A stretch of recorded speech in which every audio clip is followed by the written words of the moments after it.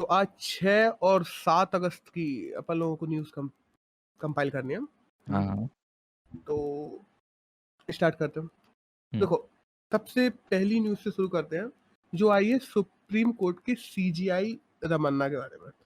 उन्होंने क्या किया ना, जो पेगासस की जो कंप्लेंट्स थी, देख पेगासस का काफ़ी दिन से लगातार न्यूज़ में चल रहा है कि पेगासस आया, उसने जर्नलिस्ट हुए, पार्लियामेंट के लोग हुए, अपने मिनिस्टर्स हुए, सब लोगों की रिकॉर्डिंग्स वगैरह और ये सब चीज़ों को ट्रैक किया गया, उनके मोबाइल ट्रैक किए गए, मैसेजेस ट्रैक किए गए। अपनी सेंट्रल गवर्नमेंट ने उसको सीरियसली नहीं लिया देखा जाए तो। क्योंकि हुँ, जब वेस्ट बंगाल ने भी उसके लिए एक अलग से बेंच बनाई, तो जब वेस्ट बंगाल की बेंच ने सेंट्रल गवर्नमेंट से मांगी चीज़ें कि हमें ये डाटा चाहिए, तो सेंट्रल गवर्नमेंट ने कह दिया ये इतनी कोई खास चीज़ है ही नहीं, ये कोई इतनी इम्पोर्टेंट चीज़ नहीं है कि इसके लिए हम अलग से बेंच बनाएँ या उसके लिए अलग से इन्वेस्टिगेशन करें। अब वहीं देखा जाए तो कल अपने सुप्रीम कोर्ट के जो चीफ जस्टिस ऑफ इंडिया हैं रमन्ना जी, उन्होंने साफ कह दिया है कि जितनी भी कंप्लेंट्स हैं पेगासस को लेके, Pegasus bye the way Israel की एक आईटी फर्म है, एसजीओ नाम है उसका, तो उसका बनाया हुआ सॉफ्टवेयर है पेगासस।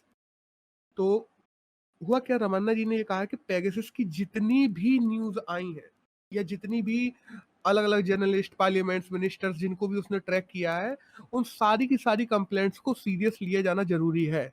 इवन दो अगर उसको सेंट्रल गवर्नमेंट नहीं लेती, तो भी हमारे देश की जो सुप्रीम कोर्ट है वो उसको सीरियसली लेगी। क्योंकि लोगों की प्राइवेसी का मैटर है यहाँ पे। प्राइवेसी का मैटर है, इवन दो देश की डेमोक्रेटिक राइट्स का मैटर है।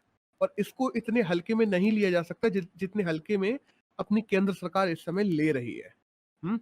हुँ, सही बात। तो ये तो आई पहली न्यूज़ कि हाँ, आगे से जितनी भी कंप्लेंट्स वगैरह आएँगी सुप्रीम कोर्ट में, वो सारी की सारी कंप्लेंट्स को सीरियसली लिया जाएगा और उन पे अब पेगासस को लेके पूरा फैसला कौन लेगी? Supreme court. अब यहाँ पे होता क्या है ना, जैसे ही सुप्रीम कोर्ट का इंटरवेंशन आता है, वैसे ही सरकार मजबूर हो जाती है सुप्रीम कोर्ट के द्वारा मांगे हुए हर डाटा को उपलब्ध करवाने के लिए। हुँ, कि अब वेस्ट बंगाल को उसने मना कर दिया, लेकिन अब सुप्रीम कोर्ट अगर मांगेगी ना, तो सरकार मना नहीं कर पाएगी उस डाटा को देने के लिए। सरकार को देना ही पड़ेगा। ये बताओ। हुँ? हुँ, तो अब देखते हैं आगे किस-किस के नाम आते हैं। वैसे आएँगे तो इसमें काफ़ी लोगों के नाम, अगर सही से इन्वेस्टिगेशन हुई तो। हुँ, सही देखते बात। हैं। अब नेक्स्ट न्यूज़ की बात करें तो एक आई है, इंडिया ने जर्मनी को हरा के 5-4 से हरा के 41 साल में ब्रॉन्ज मेडल जीत लिया हॉकी में। हुँ? हुँ, 41 साल बाद अपन लोगों ने जीता है। लास्ट जो जीता था ना, वो मॉस्को में जीता था, रशिया में। तब से 41 साल से कोई मेडल नहीं जीता था अपन लोगों ने हॉकी में, और अब जीता है। और अभी बोले जाए टोटल मेडल्स की, तो 33 टोटल मेडल हो चुके हैं ओलंपिक के इंडिया के पास में। हुँ, उसमें से 9 गोल्ड है, 9 सिल्वर है और 15 ब्रॉन्ज मेडल है। और सबसे बड़ी बात, जो 9 गोल्ड दिखाई दे रहे हैं उसमें से 8 गोल्ड केवल और केवल हॉकी में ही है। हुँ, तो कितनी बड़ी बात है हॉकी। बाय द वे पता है, कुछ लोगों में एक डिफेक्टो है, इस चीज को डिफेक्टो कहा जाता है, कि लोग हॉकी को अपना नेशनल गेम समझते हैं इंडिया का। हुँ, लेकिन इंडिया का नेशनल गेम हॉकी नहीं है। कुछ दिनों पहले एक पीआईएल लगाई गई थी, वो सॉरी, कुछ दिनों पहले एक इन्फॉर्मेशन माँगी गई थी, एक लड़की के द्वारा, मतलब लड़की क्या, वो तो वकील थी। उनके द्वारा माँगी गई इन्फॉर्मेशन में कि हाँ, अपने देश के नेचुरल बर्ड्स क्या है, नेचुरल ये क्या है, वो क्या है, सारी नेशन फिगर्स को बताने की कहा गया था। उसमें कहीं भी अपने नेशनल गेम में हॉकी नहीं था, जो अपनी केंद्र सरकार ने दी थी उसको रिपोर्ट, उसकी बात कर रहा हूँ मैं। कि हुँ, आईटीआई में जब केंद्र सरकार ने उसको रिपोर्ट दी, तो उसमें कहीं भी अपने नेशनल गेम में हॉकी नहीं था। और जब उससे उसने पूछा कि नेशनल गेम में हॉकी क्यों नहीं है, तो अपनी सरकार के द्वारा ये जवाब दिया गया था कि अपने नेशनल गेम कोई भी रिकॉग्नाइज्ड है ही नहीं अभी तक। जैसे कि अपनी इंडियन में कहा जाए तो नेशनल लैंग्वेज कोई रिकॉग्नाइज्ड नहीं है। ये एक हुँ, डिफैक्टो है कि लोग नेशनल गेम के रूप में हॉकी को मानते हैं, जबकि असलियत में हॉकी अपना नेशनल गेम नहीं है, नेशनल गेम कोई भी नहीं है, सच वाली बात बोलो तो। बस इंडिया अ, ने पहले इतना अच्छा प्रदर्शन कर रखा है हॉकी में, 3, 4, 6 बार गोल्ड लेके आया है, 7 बार गोल्ड लेके आया है। इस वजह से लोग डिफैक्टो के रूप में उसको नेशनल गेम मान लगे। अब डिफैक्टो क्या होता है? जैसे ब्राज़ील की लोग कैपिटल को रियो समझते हैं, लेकिन देखा हुँ, जाए तो वो ब्राज़ीलिया है। हाँ, जैसे श्रीलंका की कैपिटल लोग कोलंबो समझते हैं, लेकिन वो देखा जाए तो जयवर्धनम कोटे है। हुँ, तो ये डिफेक्टो होते हैं। लोगों को लगता है कि वो है, लेकिन वो नहीं होता है असलियत में। वो केवल आपस में फैलाई हुई भ्रांतियां हैं एक तरीके से, दैट्स ऑल। तो इस पूरी न्यूज में तो यही तो था। नेशनल गेम का बेसिक मीनिंग इंटरनेशनली रिकॉग्नाइज्ड है कि यार इंडिया में ये हम्म, गेम खेलते हैं, ये मतलब हुआ नेशनल गेम का।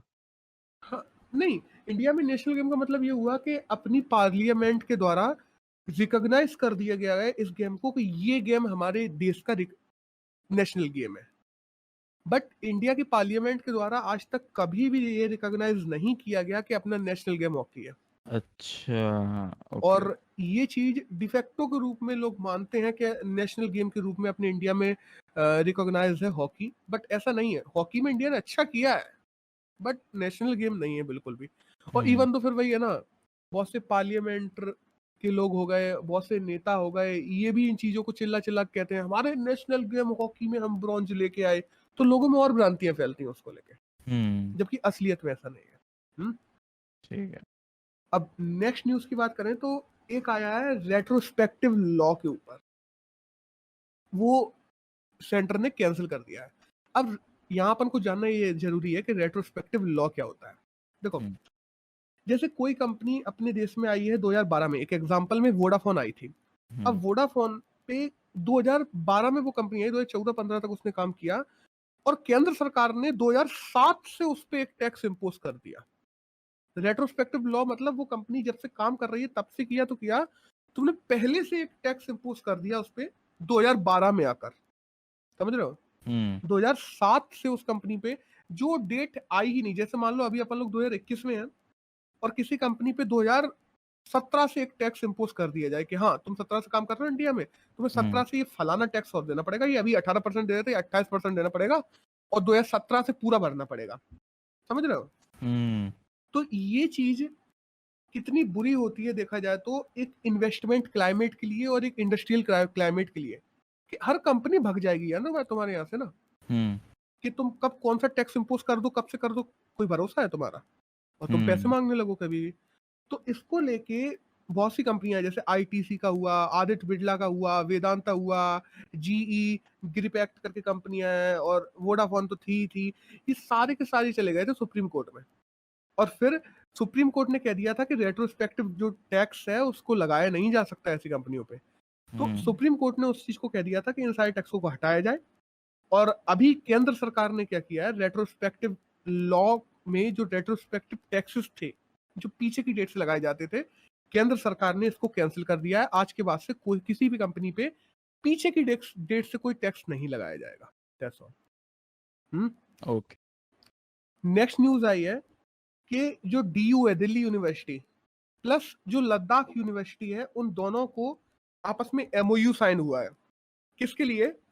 कि दिल्ली यूनिवर्सिटी और लद्दाख यूनिवर्सिटी आपस में मिलकर कल्चर और स्पोर्ट्स के बारे में काम करेंगी, और आपस में कल्चर्स को साझा करेंगी, एक दूसरे के स्पोर्ट्स को साझा करेंगी, जिससे दोनों जगह अपने कल्चर और स्पोर्ट्स को नेशनल लेवल पे, उसके बाद में इंटरनेशनल लेवल पे रिकॉग्निशन दिलवाई जा सके और उसको बढ़ाया जा सके। बस इसमें केवल ये इंपॉर्टेंट हो जाता है कि कल्चर और स्पोर्ट्स को लेके अभी एमओयू किन दो यूनिवर्सिटी ने साइन किया है, तो लद्दाख यूनिवर्सिटी और Delhi university. Hmm? Okay.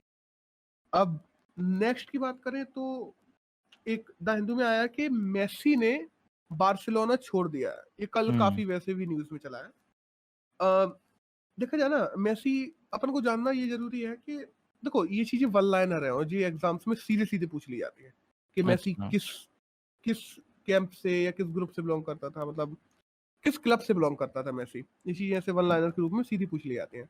Bye the वे याद रखना, अलग अलग क्या होते हैं, लीग्स होती हैं। जैसे यूरोपियन लीग्स हुई, स्पेनिश लीग्स हुई, करेबियन लीग्स होती हैं कुछ।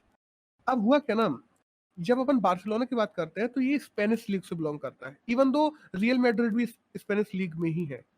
तो ये सारे जो क्लब्स हैं ये सब स्पेनिश लीग के क्लब्स हैं। उनमें ये क्लब है बार्सिलोना जिसमें मेसी काम करता था। तो बार्सिलोना ने कल आधिकारिक रूप से घोषित कर दिया है कि हाँ, मेसी ने बार्सिलोना को छोड़ दिया है। हम्म अब नेक्स्ट न्यूज की बात करें, एक आई है दिल्ली में, कि दिल्ली में इंडिया का फर्स्ट नार्को एनालिसिस टेस्ट शुरू किया जा रहा है। अब नार्को एनालिसिस टेस्ट की फैसिलिटी शुरू की जा रही है। अब होगा क्या ना, नार्को एनालिसिस टेस्ट का मतलब ये होता है कि लोगों को, अपराधियों को कुछ इंजेक्शन दिए जाते हैं, तो उसके बाद में वो जो बोलता है वो 80-90% सच ही बोलता है, क्योंकि उसका दिमाग वैसे काम करना शुरू कर देता है कि झूठ को वो फंक्शन नहीं कर पाता सही तरीके से। हम्म इसमें सोडियम पेंटाथेनॉल के इंजेक्शंस दिए जाते हैं बाय द वे। इसको सुप्रीम कोर्ट ने बंद कर दिया था इंडिया में एक टाइम पे कि hmm right to life and liberty वाली बात आ जाती है ना, आर्टिकल नंबर 21 के तहत। हम्म लेकिन अभी सुप्रीम कोर्ट और केंद्र सरकार क्या है, कुछ स्पेशल केसेस में इसको करेंगे। वो भी नार्को एनालिसिस टेस्ट जो होगा ना, वो डॉक्टर अंबेडकर हॉस्पिटल में होगा दिल्ली में कुछ केसेस के लिए। अब ये डिपेंड करेगा केंद्र सरकार पे और सुप्रीम कोर्ट पे कि वो किस प्रकार के केसेस के लिए नार्को एनालिसिस टेस्ट को परमिशन देते हैं। हम्म? हम्म इस न्यूज में यही है कि हाँ, देश में अब नार्को एनालिसिस टेस्ट के लिए पहली फैसिलिटी शुरू हुई है दिल्ली में, डॉक्टर अंबेडकर हॉस्पिटल में। हम्म? हम्म और नेक्स्ट एक स्पोर्ट की न्यूज है कि रवि दहिया ने, जो 57 किलो में रेसलिंग करते हैं, उन्होंने सिल्वर मेडल जीत लिया कल इंडिया के लिए। और फाइनल में वो हार गए, बट वो फाइनल में हारने के बाद उन्होंने पूरे देश से माफी मांगी, बट देखा जाए माफी मांगने की कोई जरूरत नहीं है। उन्होंने वैसे भी बहुत अच्छा खेला, सिल्वर मेडल जीत के लेके आया इंडिया के लिए। अब नेक्स्ट की बात करें तो एक न्यूज आई है इजराइल को लेके, इजराइल और लेबनान को लेके। लेबनान ने क्या किया है, एक रॉकेट छोड़ा था इजराइल पे, परसों नरसों की बात है। उसको लेके इजराइल ने लेबनान पे एयर स्ट्राइक कर दी। लेबनान देखा जाए तो वो पहले से ही दिवालिया है, पता नहीं क्यों लड़ना चाहता है वो भी इजराइल से। ठीक है, लेबनान की राजधानी की बात की जाए तो बेरूत है। अब इजराइल को याद हो तुमने, लेबनान वगैरह, लेबनान हुए और फिलिस्तीन हुआ, इजिप्ट हुआ, इन सबको 6 डे वॉर में वैसे बाद में इजराइल पहले हरा चुका है, जो 1967 में और 68 में हुई थी।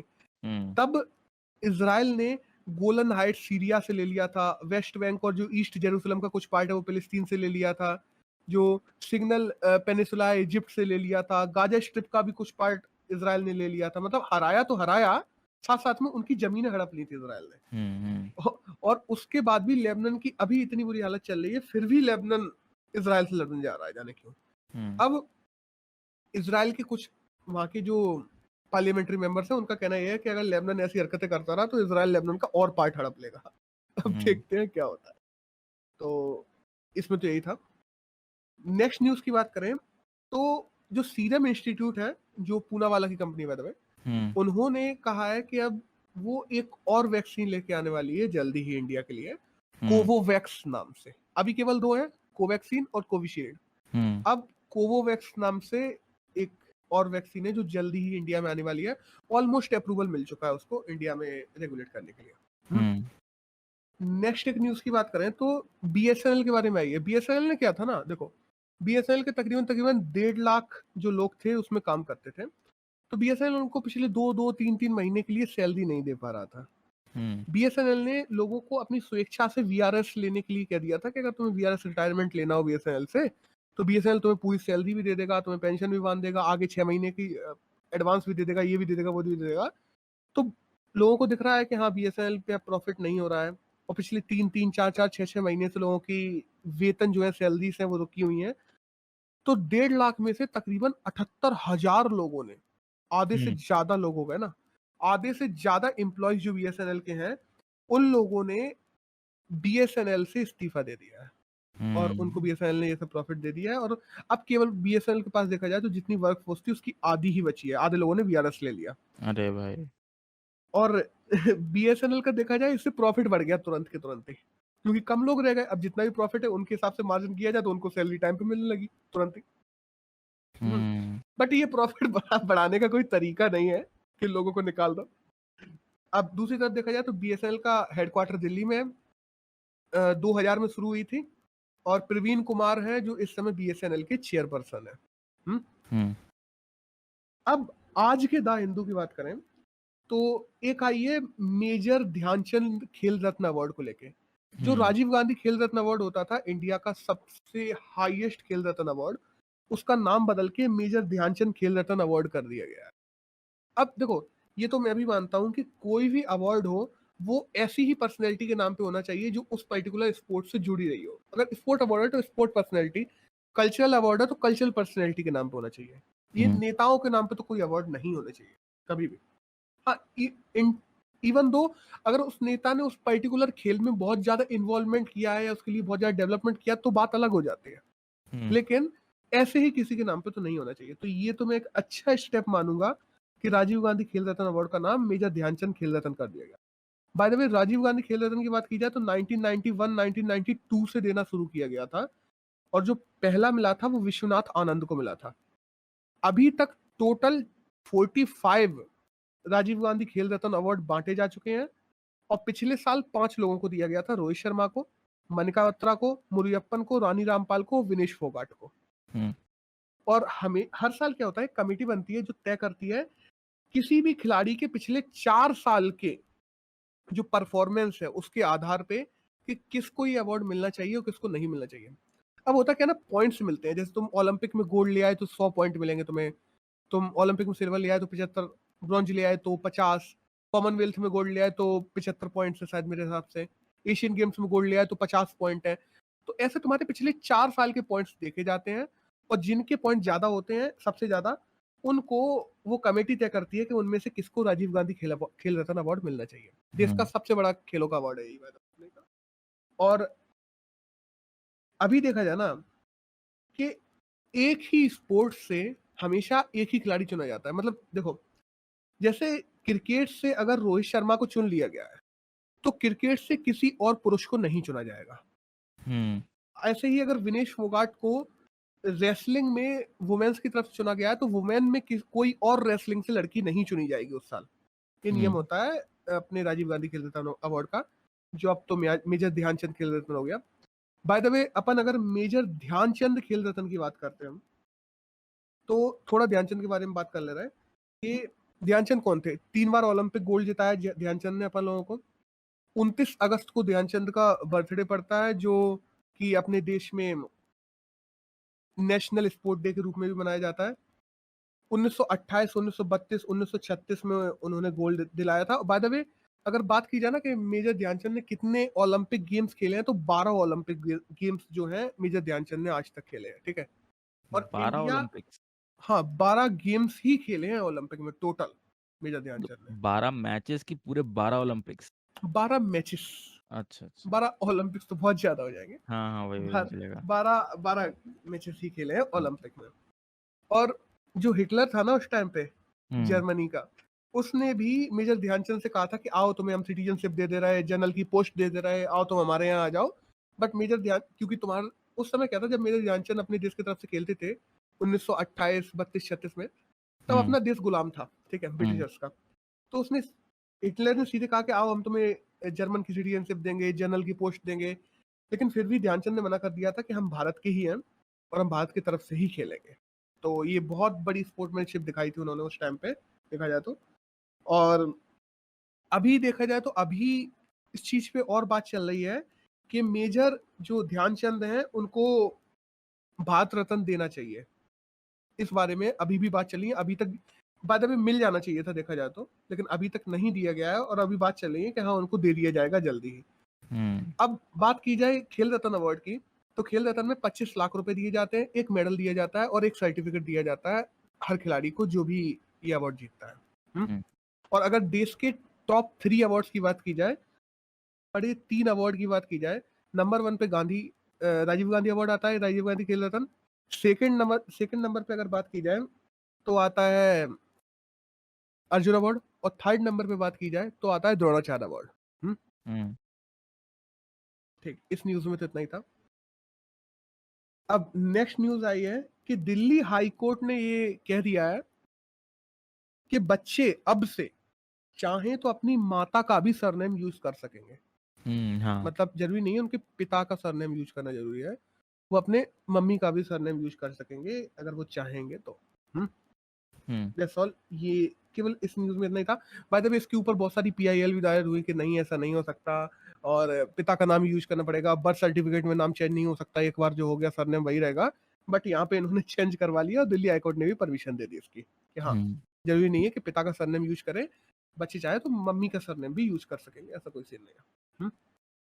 अब नेक्स्ट न्यूज की बात की जाए तो एक आई है आबिंद्रनाथ टैगोर की, कि आबिंद्रनाथ टैगोर की जो एक आर्टिस्ट थे उनकी 150वीं एनिवर्सरी मनाई गई है। अब आबिंद्रनाथ टैगोर की बात की जाए ना, तो वो रविंद्रनाथ टैगोर टैगोर के भतीजे थे। हम्म ब्रो, टैगोर खानदान का देखा जाए ना तो वो एक्सेप्शनल है, वो आर्टिस्ट है, सबके सब आर्टिस्ट है उसमें, ऑलमोस्ट सभी लोग, अगर टैगोर हम्म खानदान की देखा जाए। अब आबिंद्रनाथ टैगोर की बात की जाए तो वो बेंगलोर स्कूल ऑफ आर्ट्स से संबंधित थे।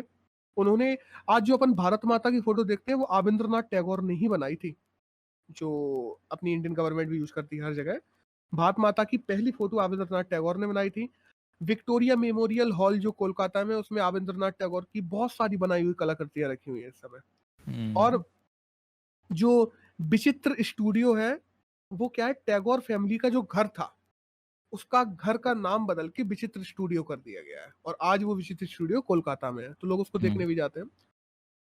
Although Indian society of oriental art की बात की जाए तो वो भी आबिंद्रनाथ टैगोर ने ही स्थापित की थी। राज कहानी नाम की एक बुक है जो इन्होंने लिखी है, और इन्होंने मुगल, राजपूत, इन सब की आर्ट पे बहुत अलग अलग प्रकार की आर्ट पेंटिंग्स ये सब बनाई हुई है। हम्म, हम्म इस पूरी न्यूज में इतना ही हम्म है। नेक्स्ट न्यूज की बात करें तो केरल हाई कोर्ट ने कहा है कि जो, अभी याद कर, कुछ दिनों पहले अपन लोगों ने पहले बात की थी मैरिटल रेप को लेके, तो केरल हाई कोर्ट ने कहा है कि इंडिया में जो मैरिटल रेप्स होते हैं शादी के बाद, हम्म वो डिवोर्स के लिए एक बहुत अच्छा ग्राउंड बन सकते हैं। कि अगर कोई महिला कहे कि मेरा मैरिटल रेप किया जा रहा है, कि मेरी कंसर्ट के बिना मुझसे सेक्सुअल हरेस किया जा रहा है या सेक्सुअल संबंध बनाए जा रहे हैं, चाहे इवन तुम्हारी शादी हो चुकी है फिर भी, वो उसके लिए कोई चार्जेस नहीं है इंडिया में अभी तक, बाय द वे, लेकिन वो डिवोर्स लेने के लिए एक बहुत अच्छा ग्राउंड बन सकती है उस महिला के लिए। हम्म हम्म। अब नेक्स्ट न्यूज की बात करें तो एक न्यूज आई है रिलायंस के बारे में, बाय द वे, कि फ्यूचर रिटेल स्टोर्स थे जो किशोर बिलानी के थे। अब फ्यूचर रिटेल स्टोर्स ने क्या किया था ना, Amazon ने फ्यूचर रिटेल स्टोर्स में किशोर बिलानी से बहुत बड़े स्टेक्स ले लिए थे, और लीगल साइन करवा लिया था बेंच के, अब अगर तुम कभी फ्यूचर में फ्यूचर रिटेल स्टोर बेचते हो तो सबसे पहले तुम Amazon से पूछोगे, और Amazon से बातचीत करने के बाद कि हाँ Amazon, या तो Amazon ही खरीद लेगा फ्यूचर रिटेल स्टोर, या अगर नहीं खरीदेगा तो फिर जो स्टेक्स वगैरह होंगे, फिर मतलब दोनों मिलके ही बेचेंगे, तुम खुद से नहीं बेच सकते। हाँ समझ अब गया। हुआ क्या, यहाँ पे आ गए बीच में अपने अंबानी जी रिलायंस के। हम्म उन्होंने बहुत बढ़िया डील दी, $4-5 बिलियन की फ्यूचर रिटेल स्टोर को, और यहाँ अपने किशोर बिलानी का मन गया डगमगा। हम्म उन्होंने सबके सब उठा के बेच दिए रिलायंस को। हम्म तो Amazon जो कंपनी थी वो सीधे चली गई सुप्रीम कोर्ट, और सुप्रीम कोर्ट ने Amazon कंपनी के पक्ष में फैसला दे दिया है कि ये जो पूरे के पूरे स्टेक जो बेचे हुए हैं रिलायंस को, रिलायंस इसे नहीं खरीद सकती जब तक Amazon नहीं चाहेगा, क्योंकि लीगल साइन है उस चीज के कि हाँ, किशोर बिलानी की साइन है उसमें कि हाँ Amazon की जब तक परमिशन नहीं होगी तब तक तुम नहीं बेच सकते इसके स्टेक। और अब इस चक्कर में जो रिलायंस ने $3-4 बिलियन दिए थे किशोर बिलानी को फ्यूचर रिटेल स्टोर के लिए, वो भी अटक गए हैं। हम्म। हम्म अब तो ऑल्दो, अब सबसे पहले अगर Amazon ने खरीद लिया तो उन्हें पूरे के पूरे रुपए रिलायंस को वापस करने पड़ेंगे किशोर बिलानी को, इवन दो पैसे और देने पड़ेंगे, क्योंकि तुम डील तोड़ रहे हो। एक एक तो रिलायंस को भी उन्हें पैसे देने पड़ेंगे, उसके बाद में अगर Amazon ने खरीद लिया तो Amazon को भी उसी प्राइस पे देना पड़ेगा, वो पैसे बढ़ा नहीं सकते वायदा में, क्योंकि स्टेक्स है हम्म उनके पास में, पहले लीगल टेंडर हो चुका है इसमें। तो दैट्स ऑल, इस न्यूज में तो इतना ही था। हम्म। हम्म। लेकिन ऐसे मतलब मैं जब पढ़ रहा था इसको तो इसमें कॉन्ट्रैक्ट में लिखा हुआ था कि अमेजोन की परमिशन लगेगी। हाँ बिल्कुल। लेकिन लेकिन मतलब फिर ऐसे क्यों? ऐसे उसने मतलब बेच ही दिया, हम्म। अमेजोन को सुप्रीम कोर्ट जाना पड़ गया, ऐसा क्यों? कॉन्ट्रैक्ट में लिखा हुआ है तो मतलब कोई कुछ है क्या इसके पीछे, लूप होल वगैरह जो वो लोग मे बी एक्सप्लॉइट कर सकते थे? नहीं, मैं बताऊँ ना, देखो, मैंने, जैसे मान लो तुम्हारी कोई कंपनी है और मैंने तुझे पैसे दिए हैं काफी, ठीक है, हम्म ये ले ब्रो, ये पैसे ले ले ब्रो। अब उसमें क्या होता है ना, मैंने तुझे पैसे दिए और तुझसे एक कॉन्ट्रैक्ट कर लिया कि अगर तू कभी फ्यूचर रिटेल स्टोर बेचता है तो सबसे पहले मुझे बेचेगा, पहले मुझसे बात करेगा, और या तो फिर मेरे पैसे दे दियो, पहले जो मैंने तुझे पैसे दिए हैं तेरे स्टेक्स के लिए, वो हम्म पैसे मेरे चुका जाना, और अपन लोग ये जो कॉन्ट्रैक्ट है खत्म कर देंगे। अब हुआ क्या, तूने मेरे पैसे तो नहीं चुकाए, और दूसरे एक चाचा आ गए, उन्होंने कहा कि हमको बेच दो, तुमने उन्हें उठा के बेच दिया पूरा। क्योंकि तुम्हारा ईमान डगमगा गया वहां पे ज्यादा हम्म। पैसे देख के। तो हम सीधे चले गए सुप्रीम कोर्ट कि हमारे पैसे भी नहीं दिए, हम हमारा ये लीगल कॉन्ट्रैक्ट था, तो पहले हमें बेचना था, या तो पहले हमसे पूछना था ना कि हमें बेचो, या फिर हाँ। हमारे पैसे वापस करके कॉन्ट्रैक्ट खत्म करो। तुमने दूसरे को हम्म। कैसे बेच दिया? ये है। अब जो अपने हम्म। किशोर बिलानी भाई साहब है ना, फ्यूचर रिटेल स्टोर के मालिक थे, उनकी लग गई है लंका यहाँ पे। हम्म। ये है पूरा भाई। ठीक है। अब उन्होंने क्या सोचा था ना कि पैसे आएंगे ज्यादा, अमेजोन को कुछ पैसे दे देंगे, इसकी डील भी खत्म कर देंगे और वहां वो बिक भी जाएगा। और देखा जाए हम्म। बिजनेसेस में ऐसा होता है, कई बहुत ज्यादा होता है ब्रो, ऐसा नहीं कि बहुत कम स्केल पे, बहुत बड़े स्केल पे होता है कि तुमसे मेरा कोई लीगल कॉन्ट्रैक्ट था कि मुझे तुम्हें इतने पैसे देने थे, तब वो खत्म करना था, तो मैंने अपनी चीज किसी दूसरे को बेच दी और उससे जो पैसा आया वो तुम्हें दे दिया और लीगल कॉन्ट्रैक्ट खत्म हो गया। सिंपल, कोई प्रॉब्लम नहीं है। लेकिन यहाँ पे अमेजोन सुप्रीम कोर्ट चला गया, उसने कहा हमें खत्म करना ही नहीं, हमें तो चाहिए फ्यूचर रिटेल स्टोर। अब बताओ, समझ रहे हो? वरना क्या आगे होता ना कि बढ़ते हैं। हमने जैसे 4 करोड़ रुपए दिए, तुमने हमें 5 करोड़ दे दिए बदले में, हम अपना कॉन्ट्रैक्ट फाड़ के चले जाएंगे, हमें क्या फायदा हो गया बैठे हाँ बैठाए। सही बात। ये भी हो जाता ना। अब नेक्स्ट न्यूज की बात करें। हाँ हाँ चलो। नेक्स्ट न्यूज की बात करें तो एक आई है net zero carbon emission target को लेके। ठीक है, हम्म। अभी यूएन क्लाइमेट टॉक्स हुई थी ग्लासगो में, उसमें कहा गया है कि अगर नेट जीरो कार्बन इमिशन कर देते हैं देश, इस समय कार्बन इमिशन को नेट जीरो पे ला देते हैं, तो देशों में जो खाने की प्राइस है वो 80% तक बढ़ जाएगी, मतलब डबल हो जाएगी ऑलमोस्ट। और अगर ये हो गई तो ज्यादातर जो एशियन देश हैं या अफ्रीकन देश हैं उनमें लोग भूखे मरने लगेंगे। तो अभी जो ग्लासगो में यूएन क्लाइमेट टॉक्स हुई है उसमें यूएन ने साफ कह दिया है कि अभी जरूरी नहीं है इतनी जल्दी करने की कि हम अपना नेट जीरो कार्बन टारगेट को पूरा करें, मतलब कार्बन इमिशन टारगेट को। अभी चाहे तो अपन कार्बन इमिशन करते भी रह सकते हैं। बाय द वे याद रखना, जब मैं नेट जीरो जीरो कहता हूं, तब नेट जीरो का मतलब यहाँ पे ये नहीं होता कि हम कार्बन इमिशन करेंगे ही नहीं। नेट जीरो का मतलब ये होता है कि जितना कार्बन इमिशन हो रहा है हमारे देश में, उतने ही हमने पेड़, ओशियन, पॉन्ड्स ये सब बना के रखे हैं, तो वो वापस उसको अवशोषित कर ले रहे हैं। क्लाइमेट चेंज में या क्लाइमेट में कार्बन बना नहीं रह जा रहा है। समझ रहे हो मेरी बात को? नेट जीरो का मतलब ये होता है कि कार्बन जितना फैक्ट्री ने इमिशन किया, उतने कार्बन को हमारे एटमॉस्फेयर में एब्जॉर्ब भी कर लिया गया। वो केवल और केवल ऐसे एटमॉस्फेयर में रह ही नहीं गया जो ग्लोबल वार्मिंग और अन्य क्लाइमेट चेंजेस ला रहा हो। इसका मतलब होता है नेट जीरो कार्बन इमिशन। अब इसमें अलग अलग देशों ने अपने अलग अलग टारगेट्स लगा रखे हैं। जैसे न्यूजीलैंड ने एक एक्ट ला रखा है कि हम 2050 तक, न्यूजीलैंड एक पहला ऐसा देश है जो नेट जीरो कार्बन इमिशन के लिए एक्ट लेके आया था पूरा एक पार्लियामेंट में, और जिसने कहा था कि 2050 तक हम जीरो कर देंगे।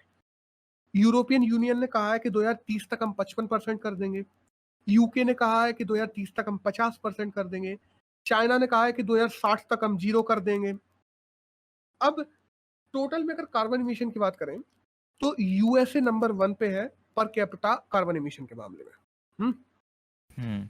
That's all. इस न्यूज में यही जानना था कि यूएन क्लाइमेट टॉक्स में ग्लासगो में यूएन ने कहा है कि अभी इतनी जल्दी नहीं है कि नेट जीरो करो, वरना लोगों के लिए भुखमरी फैल जाएगी दूसरी तरफ, क्योंकि पैसे बहुत बढ़ जाएंगे, 80 से 100% तक बढ़ जाएंगे खाने के प्राइस, लगभग डबल। That's all. अब नेक्स्ट न्यूज की बात करें तो एक तो आई है पॉजिटिव पेमेंट सिस्टम पे, कि अब अगर तुम बैंक वगैरह में जाओगे ना ब्रो, केंद्र सरकार लेके आने वाली है जल्दी इस चीज को, कि बैंक्स वगैरह में जो अपन लोग चेक्स देते हैं, अगर वो 50,000 के ऊपर के चेक्स होंगे तो तुम्हारे केवल चेक्स देने के बाद में विड्रॉल नहीं हुआ करेगा, तुम्हें और भी जानकारियां देनी पड़े करेंगी साथ में बैंक में, तब जाके वो तुम्हारा चेक विड्रॉल हुआ करेगा। और एक और न्यूज आई है जो अपन लोगों ने बात की थी, परसों बात की थी, कि बोइंग OFT-2 लॉन्च कर रहा है। ये शटल है जिससे लोगों को इंटरनेशनल स्पेस सेंटर में लेके जाया जाएगा। OFT-2 के लॉन्च को फिर से टाल दिया गया। अच्छा। और इनमें न्यूज में चाहिए था। एक और न्यूज आई है, देखो हुआ क्या था ना, अपना बजट आया था जो अभी, उसमें कहा गया था कि PSUs जो होते हैं, पब्लिक सेक्टर यूनिट्स, जो सेल, बेल, गेल, ये सब लोग हैं, LIC वगैरह हुए, ये लोग जब अपने स्टेक्स निकालते हैं ना मार्केट में, IPOs निकालते हैं, इनिशियल पब्लिक ऑफरिंग्स, जब अपने शेयर्स निकालते हैं मार्केट में, तो उनको अपने शेयर्स का 25 से 35% कम से कम नॉर्मल लोगों को भी देना चाहिए। क्योंकि ये लोग क्या करते हैं ना कि जैसे ही इन्होंने शेयर निकाले, पूरे के पूरे शेयर्स खरीद ले गए बड़ी-बड़ी कंपनियों के मालिक। हुँ, नॉर्मल लोगों तक उनके शेयर पहुँच ही नहीं पाए। तो इस बार के बजट में कहा गया था कि अपने पीएसयूज़ के हम 25 से 35% जो शेयर्स होंगे, वो देंगे आम लोगों को भी। बट अभी एक रेगुलेटिंग रूल आया है, जिसमें सेंट्रल गवर्नमेंट ने, बाय द वे उस रूल का नाम है सिक्योरिटी कॉन्ट्रैक्ट्स रेगुलेटिंग रूल्स 1957। उसमें अमेंड करके अपनी जो गवर्नमेंट है ना, उसने कह दिया है कि हम ये कोई भी मिनिमम क्राइटेरिया कि हाँ ये 25% या 30% लोगों को देना ही देना है, आम लोगों को शेयर्स देने हैं पीएसयूज के, ये नहीं रखेंगे। हम चाहें तो हम किसी को भी दे सकते हैं, ये क्राइटेरिया नहीं रखा जाएगा। ठीक है, हुँ। मतलब खुद ने ही वो बात कही थी और खुद ही उस बात से देखा जाए तो अभी पलट गए हैं पूरी तरीके से। नहीं, नहीं, ये आम लोगों वाला क्या सीन है? आम लोग और अमीर मतलब कंपनी वाले फ़र्क क्या है यहाँ पे? यहाँ पे ये फर्क है ना कि मानो कि एक शेयर का लॉट है जो आया है 10,000 रुपए का, हुँ, LIC का एक लॉट आता है शेयर्स का जो 10,000 रुपए का आता है। अब उसमें कैप्स होते हैं कई बार कि मानो तुमने 50,000 लॉट्स खरीदे हैं, समझ रहे हो मेरी बात को? हुँ, तो जिन जिन बंदों ने 50,000 लॉट्स खरीदे हैं ना, उन्हें उन बंदों को दे दिया आईपीओ शेयर्स दे दिए और खत्म कर दिए शेयर्स। और दूसरी तरफ ये होता है कि हाँ, हमने अगर शेयर्स निकाले हैं तो 100 शेयर्स निकाले हैं, उसमें से 70 या 60% तो उनको देंगे जिन्होंने बड़े-बड़े लिए हैं और 20-30% उनको भी दे देंगे जो नॉर्मल बंदों ने एक-एक लॉट भी खरीदा हो तो उनको दे देंगे। समझ रहे हैं मेरी बात को? हाँ, तो समझ आईपीओस कभी भी तुम देखा जाए तो 1-1 2-2 लॉट खरीदो तो मिलते नहीं है इस चक्कर में, क्योंकि वो सब हुँ, बड़ी कंपनियाँ उठा ले जाती हैं। और अभी जो केंद्र सरकार ने खुद ने ही कहा था, जब बजट आया था, उस खुद की ही बात से ये पलट गए हैं अब। बाय द वे देखा जाए ना, तो आम जनता को पीएसयूज़ का लॉट्स देना बहुत फ़ायदेमंद होता है। हुँ, क्योंकि अपन नॉर्वे का एग्ज़ाम्पल ले लो, वहाँ जितनी भी पब्लिक सेक्टर यूनिट्स हैं, उन सब के स्टेक्स बाँटे गए आम जनता को ही, कि लो भाई 1 स्टेक तुम लो, 2 लो, 3 लो। और फिर जब लोगों ने उनमें इन्वेस्ट किया और ज़्यादा और ज़्यादा और ज़्यादा, उन्होंने कोई एक टारगेट भी बना रखा है कि हाँ, तुम इतना कमा रहे हो तो इतने परसेंट तुम्हें इन्वेस्ट करना ज़रूरी है। हुँ, जब आम जनता ने उसमें इन्वेस्ट किया तो सरकार के पास में पैसा और ज़्यादा बढ़ा और आज वहाँ पे ऑलमोस्ट हर दूसरा बंदा मिलियनियर है इस चक्कर में। हुँ, क्योंकि वो पीएसयूज़ ने फ़ायदा कमा के दिया फिर दूसरी तरफ से उन हुँ, लोगों को ही। तो ये चीज़ होती है ना ब्रो। और इंडिया में ऐसा कोई है ही नहीं। इंडिया में लोग शेयर मार्केट से डरते और हैं क्योंकि अपने आप फ्रॉड हो जाते हैं। हुँ, हुँ, तो ये पूरा था इस न्यूज़ में, ठीक है? अब नेक्स्ट न्यूज़ की बात करें तो एक इंडिया चाइना के बीच में आई है कि इंडिया चाइना के जो पेट्रोल पॉइंट्स थे ना, कि हम बताएँ पेट्रोल पॉइंट्स होते हैं, 2 पॉइंट्स हैं। एक है पेट्रोल पॉइंट 15 जिसको हॉट स्प्रिंग बोला जाता है और दूसरा है पेट्रोल पॉइंट 17 ए, पीपी 17 ए और पीपी 15। पीपी 15 का नाम है हॉट स्प्रिंग और पीपी 17 ए का नाम है गोगरा। उन दोनों से इंडिया और चाइना, ये दोनों लद्दाख के पास है बाय द वे। हाँ, इन हाँ, दोनों से चाइना और इंडिया की जो आर्मी है वो पीछे हटेगी अब। हुँ, मतलब जहाँ पे उन लोगों ने अपने बना रखे हैं, कैंप्स बना रखे हैं, वहाँ घुस रखे हैं, वहाँ से पीछे हटेंगे। ये 12th राउंड की जो अभी मीटिंग हुई अपने आर्मी जनरल्स में, उनमें ये हुँ, तय हुआ है। हुँ, क्योंकि इससे जो एलएसी पे डिसएंगेजमेंट फैल रहा है दोनों देशों के बीच में, वो कम होगा। और पेंगोंग से भी पहले हट चुके हैं दोनों लोग पीछे।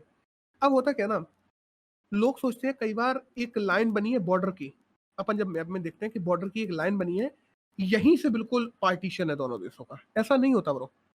जब एक पार्टीशन की, जैसे मान लो इंडिया और चाइना के बीच में जो एलएसी है, तो चाइना भी कम से कम अपने एलएसी की लाइन से 7-8 किलोमीटर पीछे और इंडिया भी एलएसी की लाइन के 7-8 किलोमीटर के पीछे वहां पे आर्मी का कैंप बना के बैठी है। ऐसा नहीं है कि एकदम लाइन पे ही बैठे हैं, ऐसा हुँ, नहीं होता ब्रो। ऐसा केवल और केवल पाकिस्तान की तरफ है क्योंकि वहां पे फेंसिंग वेंसिंग लगा के रखी है और ये सब चीजें भी है। लेकिन ऐसा इधर साइड नहीं है चाइना की तरफ, क्योंकि चाइना की तरफ अपने बॉर्डर्स पे फेंसिंग और ये सब नहीं है, खुला हुआ बॉर्डर है। हुँ, अब होता क्या है, बस वो जो एरिया होता है ना, उस एरिया को बोला जाता है फॉरवर्ड पोजीशन। फॉरवर्ड पोजीशन मतलब इंडिया की फॉरवर्ड पोजीशन होगी 5-6 किलोमीटर और चाइना की भी 5-6 किलोमीटर फॉरवर्ड पोजीशन होगी। तो इन पोजीशंस पे केवल और केवल पेट्रोलिंग करते रहते हैं दोनों देश के आर्मी के जो लोग होते हैं कि हाँ, अगला देश कहीं एलएसी में घुस तो नहीं रहा, या हमारा देश कहीं, मतलब हमारा देश क्या, मतलब वो अपन को देखते हैं, अपन उनको देखते हैं, सिंपल सी बात है। तो अभी ये कह दिया है कि पीपी 15 और पीपी 17 ए से दोनों देश पीछे हट जाएंगे फॉरवर्ड पोजीशन तक। और अभी कुछ दिनों के लिए जो चेकिंग करते हैं पेट्रोलिंग फॉरवर्ड पोजीशन के एरिया में, वो भी बंद रखी जाएगी गोगरा पोस्ट पे। क्यों? क्योंकि क्योंकि वहां पे बहुत ज्यादा, तुम देखो बहुत सारे वीडियोस आते हैं इंडिया चाइना के सोल्जर्स के, क्या आपस में लड़ाई हो गई, ये हो गए, वो हो गए, ऊपर से अभी गोली वोली भी चल गई थी, अपन ने उनके मार दिए थे, उन्होंने अपन को मार दिए। तो ये टेंशन खत्म करने के लिए अभी पेट्रोलिंग भी बंद की जाएगी फॉरवर्ड पोजीशन पे कुछ दिनों के लिए। अब गोगरा पोस्ट इंपॉर्टेंट हो जाता है, इसलिए दो चीजें जानना जरूरी है। वहां पे दो रिवर है, एक है चामचिनमो रिवर, एक है चामचिनमो रिवर और दूसरी है कुग्रान रिवर। इन दो रिवर्स के बीच में बसा हुआ है गोगरा पॉइंट। ये एग्जाम के लिए जरूरी हो जाता है क्योंकि ये न्यूज में बना हुआ है। दैट्स ऑल, इस न्यूज में तो इतना ही था। अब समझ आया ब्रो मैं क्या कर रहा था? हाँ ये ऐसे मतलब अपन को ऐसे पढ़ना पड़ता है इस चक्कर में, हाँ क्योंकि ये न्यूज वैसे इंपॉर्टेंट उतनी नहीं थी, लेकिन ये पॉइंट्स और ये सब इंपॉर्टेंट हो जाते हैं अपनी तरफ, अपने लिए दूसरा। अब कल के द हिंदू में एक आर्टिकल आया था तमिलनाडु को लेकर, कि तमिलनाडु सरकार ने क्या किया ना, ये ऑनलाइन गेमिंग प्लेटफॉर्म्स होते हैं ना, अलग अलग ड्रीम 11 हुआ या विंजो विंजो हो गया, जिनमें ऐसे कोई भी ऑनलाइन प्लेटफॉर्म जिनमें पैसे लगाए जाते हैं, तो तमिलनाडु गवर्नमेंट ने देखा कि इससे यूथ को काफी ज्यादा नुकसान पहुंच रहा है हमारे यहाँ की, तो उन्होंने सारे के सारे ऑनलाइन प्लेटफॉर्म्स, सारे गेमिंग प्लेटफॉर्म्स जिन पे किसी भी प्रकार का पैसा यूज किया जाता है, तमिलनाडु गवर्नमेंट का एक एक्ट है तमिलनाडु गेमिंग एक्ट 1930, उसमें वो लोग अमेंडमेंट लेके आए और उन्होंने सारे के सारे ऑनलाइन गेमिंग प्लेटफॉर्म पे बैन ही लगा दी। जैसे ही उन्होंने बैन लगाया है यूथ और इन सबको देखते हुए, तुरंत के तुरंत पूरी की पूरी बात चली गई तमिलनाडु हाई कोर्ट पे। अब तमिलनाडु हाई कोर्ट ने इस पूरे बैन को और इस पूरे अमेंडमेंट को कैंसिल कर दिया, क्योंकि उन्होंने साफ कह दिया कि देखो दो प्रकार के गेम होते हैं, एक तो होते हैं जो पूरे लक पे बेस्ड होते हैं जिसको गैम्बलिंग बोली जाती है। गैम्बलिंग का मतलब क्या होता है कि तुमने अपना पैसा लगाया, तुम्हें पता नहीं है कि जीतोगे कि हारोगे, ये गैम्बलिंग है, इसको बैन होना चाहिए। लेकिन अभी उसकी जगह ड्रीम 11 या और कोई विंजो विंजो टाइप के ऐप होगा, ये तो स्किल बेस्ड है ना, कि तुम अगर अपनी स्किल से वो गेम जीत पाओ, या तुम ड्रीम 11 पे लोग टीम्स बनाते हैं अलग अलग खिलाड़ी चुन के, तो तुम्हारी स्किल्स पे बेस्ड है कि हाँ तुम खुद से चुन रहे हो, अगर वो जीत पा रहे हैं तो जीत पा रहे हैं, नहीं जीत पा रहे तो नहीं जीत पा रहे, तो तुम पे चांसेस तो है ना कि जीत सकते हो तुम, और तुम खुद से चुन रहे हो उन चीजों को। तो वहां की तमिलनाडु की हाई कोर्ट ने कहा है कि गैम्बलिंग पे तुम बैन लगा सकते हो, बट स्किल बेस्ड गेम जिसमें इन्वॉल्व है उन प्लेटफॉर्म पे तुम बैन नहीं लगा सकते। क्योंकि देखो, और दूसरी बात है ना, इन लोगों ने अमेंडमेंट में एक चीज और की, अच्छे से डिफाइन ही नहीं किया कि वो किस पे बैन लगा रहा है। उन्होंने कह दिया कि कोई भी गेम जिसमें पैसा इन्वॉल्व है उसको हम गैम्बलिंग मानते हैं, और सारे के सारे गैम्बलिंग गेम्स को बैन किया जाता है। समझ रहे हो? तो इससे केवल ऑनलाइन ही नहीं, अब सोचो मेले वगैरह में अपन जाते हैं तो वहां पे भी बहुत से लोग होते हैं जिनको पैसे ऐसे देकर रिंग फेंकते हैं, पैसे देके गोली वोली चलाते हैं, उससे गिफ्ट मिलते हैं, टेडी बियर्स ये सब मिलते हैं, वो सब भी बैन हो जाएंगे उससे तो। तो अच्छी पहली बात तो इन्होंने अच्छे से डिफाइन नहीं किया, ऊपर से गैम्बलिंग के साथ साथ में स्किल बेस्ड जो गेम्स थे उनको भी इंक्लूड कर दिया। इस वजह से तमिलनाडु हाई कोर्ट ने ये जो पूरा का पूरा अमेंडमेंट लेके आई थी तमिलनाडु सरकार, उस पूरे को गिरा दिया है। और एक बात और इस आर्टिकल में लिखी हुई है कि good intention not always make good legislature. मतलब कि गुड इंटेंशन, तमिलनाडु सरकार की इंटेंशन अच्छी थी, बट इसका मतलब ये नहीं है कि तुम लोगों ने कानून भी अच्छा बनाया था। जरूरी नहीं है कि गुड इंटेंशन से गुड कानून अच्छे कानून भी बनते हो, कई बार गलत कानून भी बन जाते हैं। और देखो ना, तुम्हें इन चीजों को रेगुलेट करने की जरूरत है, सच वाली बात बोलो तो, क्योंकि ये स्किल बेस्ड गेम्स है, स्किल बेस्ड प्लेटफॉर्म है जिसमें लोग अपना पैसा लगा रहे हैं, तुम्हारी स्टेट के लोग पैसा लगा रहे हैं, तो तुम्हें उन प्लेटफॉर्म्स को अपनी स्टेट में रेगुलेट करने की जरूरत है, ना कि उन्हें बैन करने की। ये थोड़ी है कि तुम उनको रेगुलेट नहीं कर पा रहे, अच्छे से नियम नहीं लगा पा रहे उन पर, तो हटाओ बैन ही कर दो, ये कोई तरीका थोड़ी हुआ। और जो कहा ना कि स्टेट हाईकोर्ट ने एक बात कही, तमिलनाडु हाईकोर्ट ने, कि स्टेट कभी कभी इतनी पैटर्नलिस्टिक हो जाती है कि मतलब एकदम पापा वाले रोल में आ जाती है, इतनी सीरियसली ले लेती है चीजों को कि वो हर एक चीज को कंट्रोल करने लगती है। तुम्हें रेगुलेट जो चीजों को करना है तुम उसको भी कंट्रोल करने लगते हो, और फिर उस पर बैन लगाने लगते हो। तो इसका सबसे बढ़िया तरीका हाई कोर्ट ने यही कहा कि तुम्हें इसे रेगुलेट करना चाहिए और इस पूरे अमेंडमेंट को खारिज कर दिया तमिलनाडु के। दैट्स ऑल, ये पूरा था इस आर्टिकल। ठीक, ये जो तूने एक्ट की बात की है 1930 बोला तूने, हाँ 1930, 1930 में आया था ये एक्ट? हाँ 1930 में एक्ट आया था ये। उस टाइम मतलब क्या, उस किस हम बता बेसिस उस पे? हम बताएं उस समय प्रांतीय देखो हम बताएं 1930 में देश आजाद नहीं हुआ था, लेकिन प्रांतीय विधानसभाएं होती थी उस टाइम पे अलग अलग प्रांतों में। नहीं नहीं नहीं, वो नहीं, किस हाँ पे आया था? गेमिंग एक्ट आया 1930 हाँ, में। वो आया था टोटल जुए पे, लोग जुआ खेलते थे उसको लेके। अच्छा। फिर उसमें ओके। अमेंड हो कि और चीजें जुड़ती चलेंगी। ओके हम्म, ओके, हाँ। ठीक। अब एक नेक्स्ट आर्टिकल आया है, कल के ही न्यूज़पेपर में आया था ये भी, अमेरिका में पेंडेमिक को लेकर हम्म कि अमेरिका में पेंडेमिक ऑफ डिट्रस्ट हो गया है। मतलब डिस्ट्रस्ट, मतलब अमेरिका में प्रॉब्लम आ गई है डिस्ट्रस्ट की, कि लोगों को ट्रस्ट ही नहीं है अपनी सरकार पे, यानी हम्म भरोसा ही नहीं है पूरी तरीके से। कि सरकार कह रही है सब लोगों से वैक्सीन लगवाओ। स्टार्टिंग में जब अमेरिका ने शुरू की ना वैक्सीनेशन अपना, बहुत तेजी से चला, बहुत तेजी से, लेकिन एकदम से अब रुक चुका है। अब देखा जाए 30% एडल्ट और 58% 12 से 17 साल के लोग हैं जिन्होंने अभी वैक्सीन नहीं लगी है, और वो लोग कह रहे हैं कि हम वैक्सीन लगवाएंगे भी नहीं।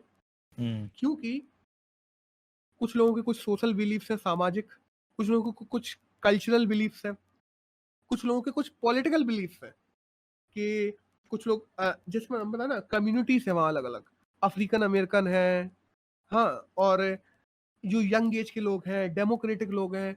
ज्यादातर इन लोगों का कहना ये है कि हमारी सोशल कल्चरल और पॉलिटिकल बिलीफ्स हैं, इस वजह से हम वैक्सीन नहीं लगवाएंगे, चाहे हमें मार दो, हमें कुछ भी कर दो, हम वैक्सीन नहीं लगवाएंगे। हम्म अब ये होता ना कि देखो, ये न्यूज अब बहुत से लोग ये सोचेंगे ना कि ये आर्टिकल अपने लिए जरूरी क्यों है, ये तो अमेरिका का है, इंडिया में क्यों दे रहे हैं। अमेरिका हम्म के अमेरिका वाले जाने। देखो, America one of the biggest developed state है, उसके बाद में इकोनॉमी में सबसे बड़ा है दुनिया में, और अमेरिका की पॉपुलेशन को लोग सबसे ज्यादा पढ़ा लिखा मानते हैं। तो वहां चीजें जैसे इंप्लीमेंट की जा रही हैं, उनको देख के अपन अपने देश के लिए सीख लेते हैं कि अपने देश में भी ऐसे ऐसे इंप्लीमेंट की जानी चाहिए। हम्म तो वहां की प्रॉब्लम्स जो है वो अपने देश में और ज्यादा बड़े रूप में आ सकती हैं, क्योंकि अगर कल्चरल स्टेट्स की बात की जाए तो India one of the most cultural and diverse state है अगर पूरी दुनिया में देखा जाए तो हम्म यहाँ पे इन चीजों की कितनी हद तक प्रॉब्लम आ सकती है कि लोग वैक्सीन ना लगवाएं, जब अमेरिका हम्म जैसे देश में ऐसी प्रॉब्लम्स आ रही है। हम्म तो इस वजह से अपन लोगों को ये जानना जरूरी हो जाता है कि अमेरिका में कैसी कैसी प्रॉब्लम चल रही है। और बाकी जो लोकल स्टेट गवर्नमेंट्स हैं, वो लोगों को लॉटरी प्रोवाइड कर रही है, लॉटरी टिकट्स दे रही है फ्री में, और गिफ्ट दे रही है, ऑफर्स दे रही है कि अगर तुम वैक्सीन लगवाओगे तो इस वाले मोबाइल पे इतने परसेंट फ्री, इस वाली टीवी पे इतने परसेंट फ्री। ये ऑफर्स स्टेट गवर्नमेंट दे रही है जिससे लोग वैक्सीन लगवाएं, और फिर भी हाँ। वहां के बहुत से लोग वैक्सीन नहीं लगवा रहे हैं। तो इस आर्टिकल में तो कवर करने के लिए यही था, दैट्स ऑल। हाँ, अब आज के द हिंदू में एक आर्टिकल आया है, जो आया है साउथ एशिया की डिजिटल ट्रांसफॉर्मेशन के लिए। हाँ। कि जैसे जैसे कोविड फैला ना, ऑलमोस्ट सारे देशों में डिजिटलाइजेशन, और अपन बात करते ना हेल्थ हेल्थ सेक्टर में देखा जाए, मार्केट सेक्टर में देखा जाए, ई कॉमर्स सेक्टर में देखा जाए, हर जगह डिजिटलाइजेशन एकदम से बढ़ गया। और साउथ एशिया में ये चीज और ज्यादा बढ़ी, क्योंकि यहाँ पे तो लोगों के पास में इंटरनेट ही नहीं था, और यहाँ हम्म लोग उसका इस्तेमाल भी नहीं करते थे, लोग ज्यादातर खुद से जाके चीजें लेने में विश्वास रखते थे। लेकिन जैसे ही कोरोना आया, लोग मजबूर हो गए ऑनलाइन चीजों की खरीदारी करने के लिए, ऑनलाइन मार्केट का यूज करने के लिए, ऑनलाइन हेल्थ सेक्टर का यूज करने के लिए, और different different type of variety चीजों को यूज करने के लिए ऑनलाइन। अब है क्या ना, साउथ एशिया की जब अपन बात करते हैं तो अपने यहाँ के जो सोसाइटी है वो एक ट्रेडिशनल सोसाइटी है, जो कि देखा जाए पॉजिटिव है, बहुत अच्छी चीज है। बट हम्म ट्रेडिशनल सोसाइटी में बहुत ज्यादा पोटेंशियल है कि इसको अपन लोग डिजिटली बढ़ा सकते हैं। और हम्म जब ये ट्रेडिशनल सोसाइटी डिजिटली बढ़ेगी तो ई कॉमर्स में फायदा होगा, उससे अपना देश आगे बढ़ेगा।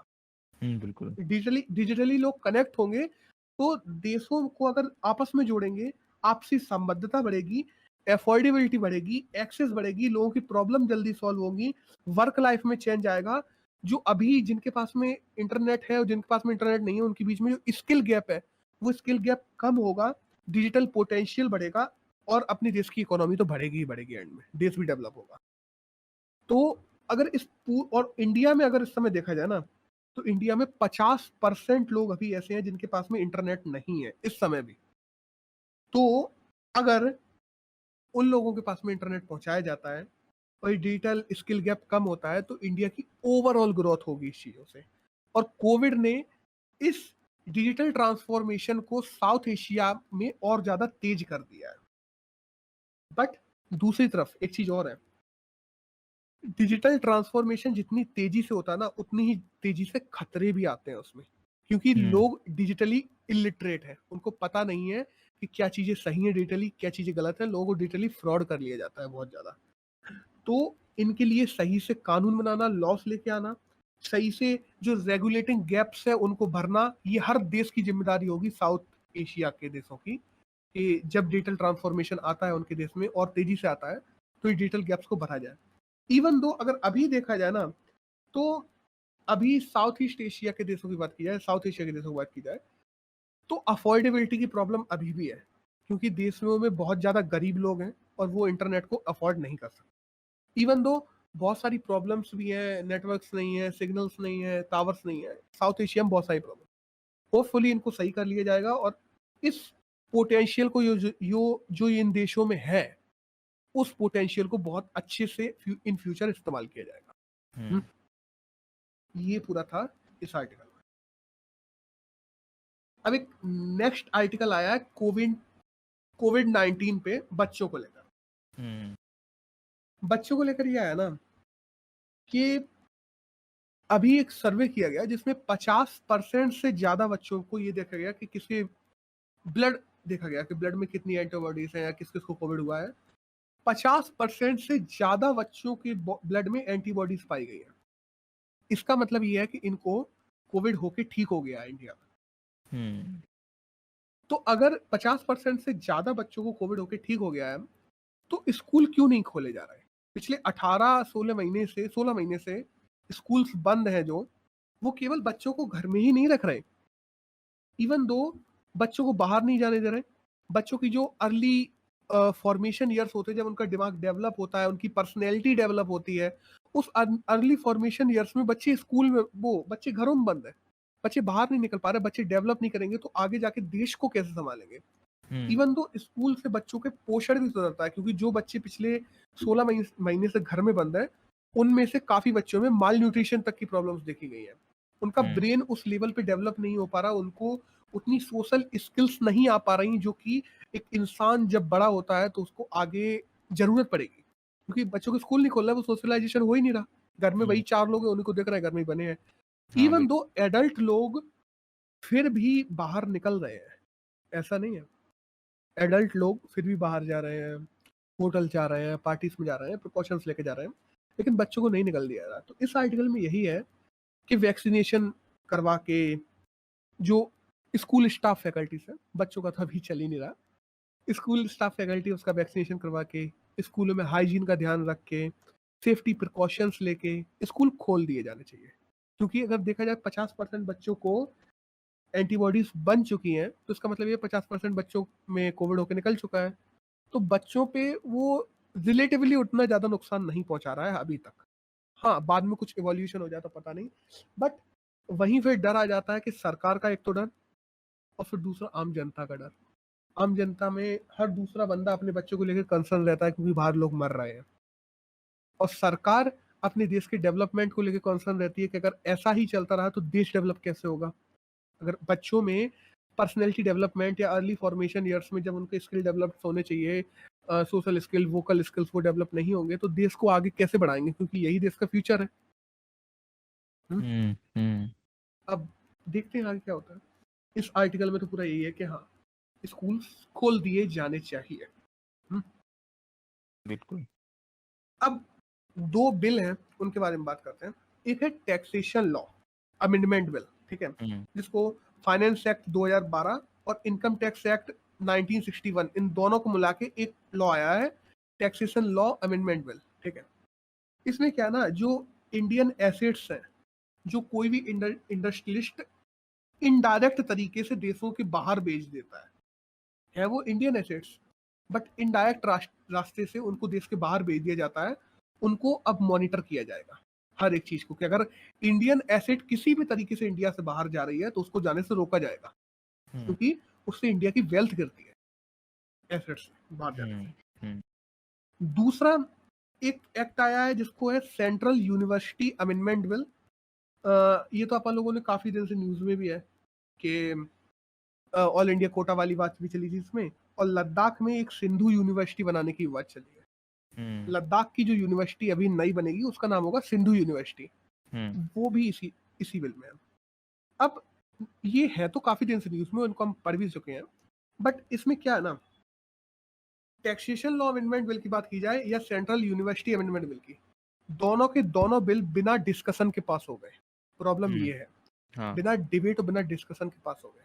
और जब भी संसदीय प्रणाली में कोई भी बिल बिना डिबेट और डिस्कशन के पास होता है तो वो डेमोक्रेसी के लिए एक बहुत बड़ी प्रॉब्लम होती है, खतरा होता है। क्योंकि उस बिल में क्या था, उसकी बाइनरीज क्या थी, कुछ डिस्कस ही नहीं किया गया, सरकार ने जैसा बनाया पास।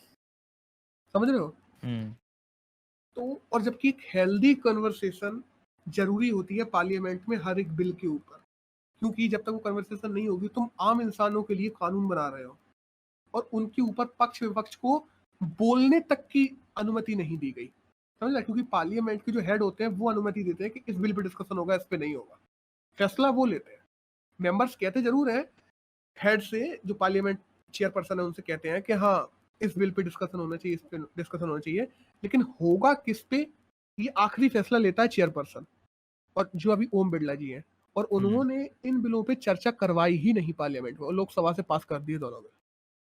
तो ये इंडियन डेमोक्रेसी के लिए कितना बड़ा खतरा बन सकते हैं अगर देखा जाए। ये पूरा लिखा हुआ है इसमें। अब नेक्स्ट न्यूज की बात करें तो एक पीएम दक्ष ऐप है जो कि इस समय अपने जो डॉक्टर वीरेंद्र कुमार है, यूनियन मिनिस्टर है, वो लॉन्च करेंगे आज। ये क्या करेगा ना, जितने भी सेंट्रल या राज्य के स्किल डेवलपमेंट प्रोग्राम चल रहे हैं हर जगह, तो जो पीएम दक्ष ऐप होगा इसमें सबकी डिटेल्स आएंगी और तुम्हारे लोकल एरिया में वो कहाँ पे चल रहे हैं उनकी डिटेल्स आ जाएंगी, जिससे क्या है आम लोग जाके उनमें एनरोल कर सकते हैं और अपनी स्किल को डेवलप कर सकते हैं। तो बस इतना जानना जरूरी था कि पीएम दक्ष ऐप क्या है। दक्ष ऐप लोगों के स्किल डेवलपमेंट के लिए चल रहे हैं जो प्रोग्राम, उनके बारे में इंफॉर्मेशन देने के लिए एक ऐप है। That's all. ऑल्दो ये अगर ऐप की बात की जाए तो NEGD plus ministry of social justice and employment, इन दो लोगों ने मिलकर बनाया है इस ऐप को। अब नेक्स्ट और आखिरी न्यूज की बात की जाए जो आज की जरूरी है, तो है national heart failure bio bank के बारे में, कि इंडिया में पहली बार national heart failure bio bank बनाई जा रही है, जो कि काम क्या करेगी ना, देखो इंडिया में ब्रो बहुत ज्यादा हार्ट फेलियर्स हो रहे हैं इस समय, लोग बहुत हार्ट फेल की वजह से, हार्ट अटैक्स की वजह से मर रहे हैं। तो जो फ्यूचर थेरेपीज हैं, या मान लो कि हार्ट फेल में जो टेक्नोलॉजी की जरूरी है हार्ट्स को अच्छे रखने के लिए, या हार्ट फेलियर्स किस वजह से हो रहे हैं, इन पूरे पे रिसर्च की जरूरत है और अलग अलग चीजों को डेवलप करने की जरूरत है इंडिया में, जिससे इंडिया में लगातार यूथ के हो रहे हार्ट फेलों को रोका जाए।